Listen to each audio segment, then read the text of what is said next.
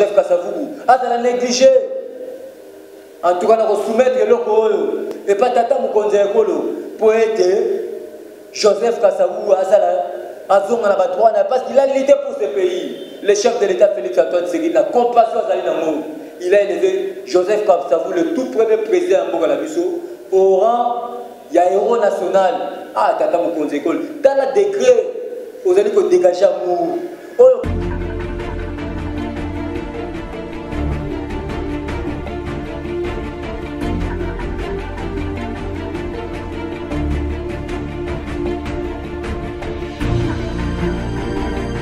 L'internet, bonjour na balandinyoso, bonjour na peuple congolais, bonjour na diaspora nyoso ba na mboka na tomboli bino mukolo malamu nzambe ya batela bino o ezali humble serviteur na bino na kombo Guilain Chikwa le vrai descendant de Etienne Tshisekedi, 37 ans d'élite, il est pèse vaincu, 37 ans d'élite, Fatou Tshisekedi en président de la République, 37 ans d'élite, Dieu existe parce que période impériaux molo. Si aujourd'hui Félix Antoine est devenu chef de l'État, ce n'est pas la volonté d'une personne. Premièrement, c'est la volonté du Dieu Tout-Puissant. Deuxièmement, c'est la volonté du peuple congolais. C'est la raison pour laquelle on la vraie information où ils allaient dominer sur l'ensemble du territoire national Namboka Labiso. Actualité à Yambo, ils allaient discours à chef de l'État, Félix Antoine Tshisekedi, chef de l'État. Mukola lobby, oh, la salaki.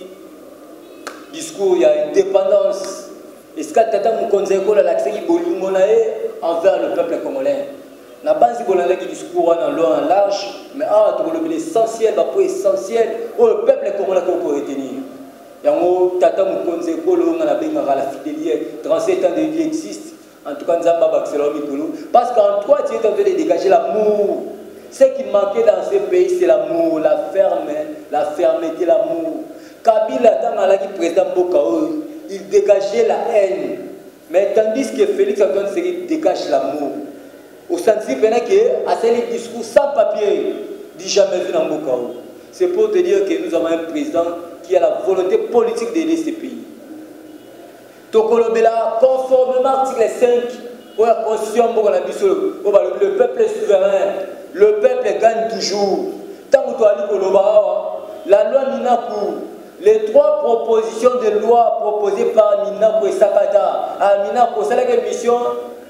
Sylvie Bongo Seka, petit Nanga Sakata, loi na to sala na leki Nanga Sakata. Ça va au début de retirer, retirer l'Assemblée nationale. Tant que tu as la loi, trois lois propositions et Minako na Sakata leki na Sakata, parce qu'il retire c'est que le peuple gagne toujours. Conformément à l'article 5 de la Constitution le peuple est souverain. Toujours l'actualité politique à Mboka Nabiso, Madame la ministre Nakombo Kassia, en tout cas bravo, parce que l'époque à Kabila, Bahati Lukwebo, ministre de l'économie, TVA, Bahati Asomelo Mapam, TVA, Bahati Asomelo Mambebele, TVA, Basomba ba immeuble, Basomba ba avion, mais la madame la ministre la combat Kassia habité. Le peuple d'abord, parce que le slogan est le peuple d'abord, c'est le condamné ce qu'il a mission habité. Placer l'homme au centre de tout habité. Je dépends de mon salaire, je dépends de ma prime habité TVA, réduction à TVA à 16%. En tout cas, bravo Madame la ministre Akassia pour la moussala qui toque aux merci à Madame Akassia pour la réduction. Il y a carburant. 300 francs la commerce des années belées. Carburant, le a 200 et quelques, 2000 et quelques francs. Malamor 1955 francs. Dis jamais vu. 300 francs, 300 francs. C'est que bravo la Madame Akassia pour la moussala qui toque pour l'intérêt du peuple congolais. Toujours dans l'économie. Et ça qui pour le roi qui ça qui cuit. Plus de 10 barrières.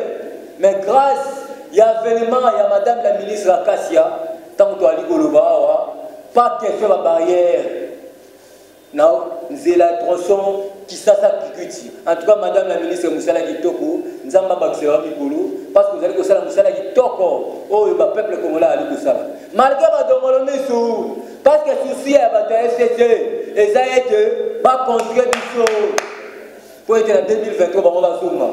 Le rôle va arriver l'un des 4 matins en 2023 parce que va au pouvoir nous mettre comme nous donc battre le pouvoir au Timougoulio sur Massi à Kozuma. C'est que 2023 rien que l'IDPS, 2033 rien que l'IDPS, 2035 rien que l'IDPS. Si vous voulez sur Massi à Kozuma parce que l'objectif si un parti politique dans le pot de Moulobani conquérir le pouvoir et le conserver le plus longtemps possible. C'est que tu combattes le pouvoir du Moulobani. Sans toutefois tarder, Tokolobela, par rapport, il y a un tata Mokonzeko, la salle qui discours moko dit jamais dit, il y a 60 ans après l'indépendance de Tabiso. Le chef de l'État lobby, le peuple est d'abord placer l'homme au centre de tout. Et puis à Bétissé dans le but, la justice, dans le état de droit, la justice, elle est indépendante. Donc on ne peut jamais voter la loi pour protéger un groupe d'individus pour aider. Tant que tu as dit le chef de l'État Bétissé pour l'instauration de l'état de droit. État de droit est arrêté. Et ça c'est le slogan, les autres livres qui s'est manifesté. Donc on a une visite. Il y a madame la première dame, Denise Lakiro, à qui n'a côté à la veuve. Ah, aussi Moukendi, compagnon d'élite. En tout cas, côté au Kéi, Zamba Mbawana Kimia. Parce que Koufi, pour l'intérêt à maman na hôte, pour l'intérêt à papa na hôte, mais au Koufi, pour l'intérêt, il y a peuple congolais. Thérèse Kapangala, ah, le 25 février 2018. Ceux qui n'ont raisonné à pouvoir autobattre l'anti-mourir sur Massia Kozuma. Nos vaillants combattants, ah, Fenangalukusa, Mukendi, mon oncle paternel, Tirabou portant la triomphale. Nos vaillants combattants brillaient en permanence. Nicolas était des droits. Fils biologique, Yachama Kabunda Kaboul, on a bien la fidélité pays. Babomaye. On soit disant mon ami Djembeki, pour l'état des droits. Ah, aussi mon kédé, si vous allez, nous voyons combattre avec la maman Bila, maman dit la veuve, on fait la papa. En tout cas, le pouvoir, on va les conserver le plus longtemps possible. De la même manière, à Hansé. Le chef de l'État a Bétissé, il a élevé le président Kassavou, oublié, et le banamo Augustin Kabouya. Tant que tu es là, Kassamoulou. Abi, je ne peux jamais tolérer sous le règne de Félix Antoine Tshisekedi, le tout premier président, Nakomba Joseph Kasavubu, a négligé. En tout cas, on va soumettre le Kolo, et pas Tata Moukonze Kolo, pour être Joseph Kasavubu, parce qu'il a lutté pour ce pays. Le chef de l'État Félix Antoine Tshisekedi, la compassion à Zalinamo, il a élevé Joseph Kasavubu, le tout premier président de Mbogalabiso, au rang. Il y a un héros national. Ah, Tata Moukonze Kolo. Dans le décret, vous allez dégager amour. Oh, Kabila a sali 18 ans plus 3 ans, Tata Naé, adoptif. Tout ça, on a amour. Mais grâce, il y a vraiment Félix Antoine Tshisekedi. Les Nekongo, Bazu Bokasi na bango, Bazu pouvoir na bango, le tout premier président Mboka na bango, et à Mboka na biso, élevé au rang, il y a un héros national.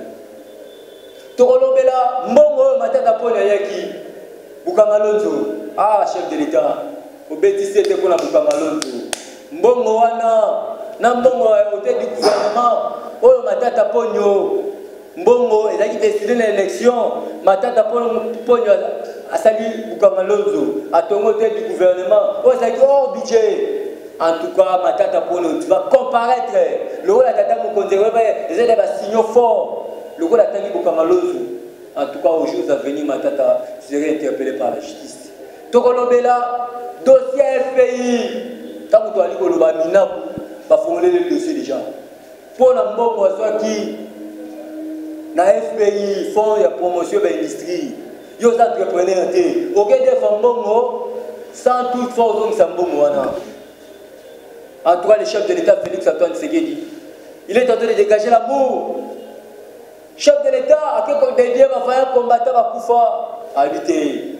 Ils ont payé le prix pour ce pays. Après, on a un discours, il y a une indépendance à Mboka Nabiso. Le chef de l'État a dégagé pour lui, Mboka Nabiso. Toujours une actualité politique. Denis Nakero, maman sociale, habité, il faut que j'aille au nom de la 60e anniversaire de l'indépendance. Il faut que nous talions la thèse. Moi, il y a aussi une tala de gramour. On va baloba, on a approuvé inutilement. Ah, Rossi est mort inutilement. Il a payé le prix pour ce pays. Il y a longtemps que tu as dit baloba, Moussala, qu'on le veuille ou pas, ce qui manquait dans ce pays, c'est la volonté politique. Volonté politique, on est dans la Kati, il y a Félix Antoine Tshisekedi. Et là, on a retenu, dans ma menace de Tata Mokonzi Ekolo, à 27 à sur le plan économique, eau potable, électricité, les alliés primordiales. À 27 l'avènement qui était promesse de propagande. Et là, tu tant que tu as dit que le gratuité enseignement est obligatoire, quelle que soit la circonstance. Ah, chef de l'État, Zamba Bakselon.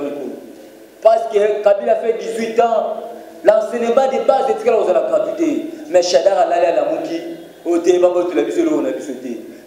Est-ce que vous avez cautionné? Est-ce que vous avez appliqué ça? Tata Moukonseko, le chef de l'État, il dégage l'amour pour ce pays. Torbet a toujours chef de c'était la même matin l'actualité politique à Mboka Nabiso aussi le plan économique toujours. Madame Akassia, il est en train de dégager l'amour parce qu'il va payer ses responsabilités par Tata Moukonseko dans l'état de l'économie. TVA, réduction à 16%. Oh, bah, tu me crois, parce que le PAMU. Parce que même le jet privé, mais à Akassia il faut équiter. Carburant qui dit différence à 300 francs. Jamais vu. En tout cas, social ou Ali Gozela, ils allaient réinviter, ils allaient réalité. Le chef de l'État a promouvoir la jeunesse. Parce que opérateur économique en Mboka Nabiso, et si même la plupart ne sont pas européens, mais le chef de l'État a les soucis que l'opérateur économique Nabiso et si maman n'a pas de Congolais. Pour des divergences, et ça là. On va bien la concurrence loyale. Libanais face à la, Congolais face à la, Brazzaville face à la, pour concurrence dans la machine. Le chef de l'État Félix Antoine Tshisekedi de Katinae, vous avez senti qu'il a la volonté politique d'aider ces pays. Ministre de l'économie, toujours l'économie, la tronçon qui s'assèque qui il y avait plus de 10 barrières. Grâce à l'événement, il y a Kassia. Pas question à barrière. C'est là qui dit comme polélé. Et comme polélé. Oh, le ministre de l'économie, il a soumis la mapang. Mais à Kassia, il n'était pas question. Il faut placer l'homme au centre de tout. Dans ma Kassia, dans le ministère de l'économie. En tout cas, peuple congolais, on a reçu dans la bino. Il faut prier pour les autorités des pays. Quand la Bible dit quand vous priez, il faut prier aussi pour les autorités. Parce que Félix Antoine Tshisekedi parce que ils ont été en 2023. Mais quand le peuple gagne toujours. On peut Sakata parce qu'il a retiré 3 lois propositions à loi où ils allaient intégrer dans et non le peuple congolais. Sous pression, conformément à l'article 5, le peuple gagne toujours, le peuple est souverain. Souveraineté à peuple, et Mina Sakata, va retirer plainte, va retirer loi, proposition, la justice. Et ça n'a pas magistrat va dépendre au conseil de la magistrature, mais va dépendre du ministère de la justice, la ministre de la justice. Or, conformément à la constitution, la justice elle est indépendante, la justice elle est une nation, le magistrat va gérer dans le conseil de la magistrature. Mais loi, 3 propositions, loi, il y a et ça le ministre de la justice a au-dessus de la mêlée. C'est que le pouvoir est éliminé, le magistrat va dépendre de la ministère de la justice et non le conseil supérieur, conseil supérieur de la magistrature. Le peuple gagne toujours. conformément à l'article 5, tant que le peuple a gagné, proposition de loi, et s'il y a retiré un mot, il y a un mot à retenir dans la bino. Bon, ça me rapport à Félix Antoine Tshisekedi, parce qu'il a la volonté d'aider ces pays, bah, donc le but va aller mêler. Mariage na biso, FCC cash, et c'est un mariage à contre nature. Et ça, le mobile na mobile babalani. Moi, si babalani, tu retires la koningala jamais. Pourquoi je dis ça? Bango va message de l'impunité. Nous sommes venus avec les restaurateurs d'État des droits, pour retirer la koningalité.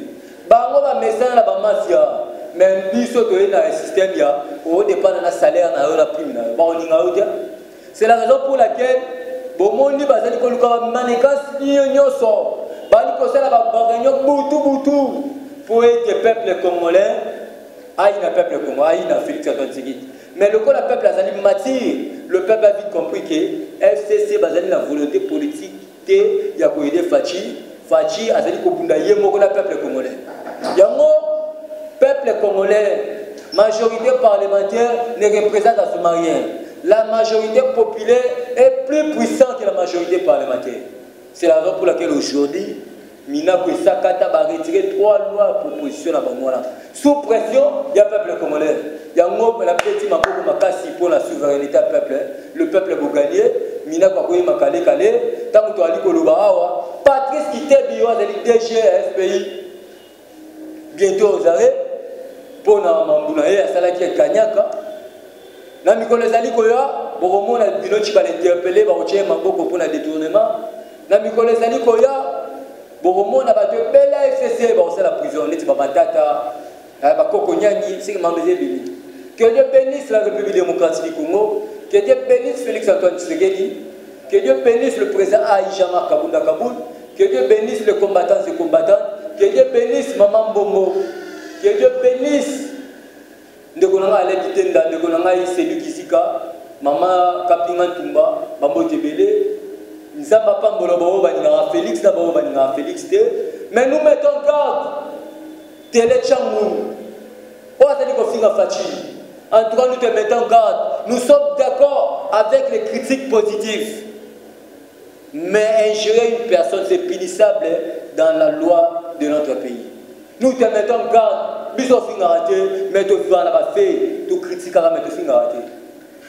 Cause de l'institution président de la République. Ceux qui vont besoin de contacter les serviteurs de Bibino, le frère de Sénat Etienne Tshisekedi, pour bénir à plus 243 81 99 18 616 plus 243 81 99 18 616. Je suis sur WhatsApp.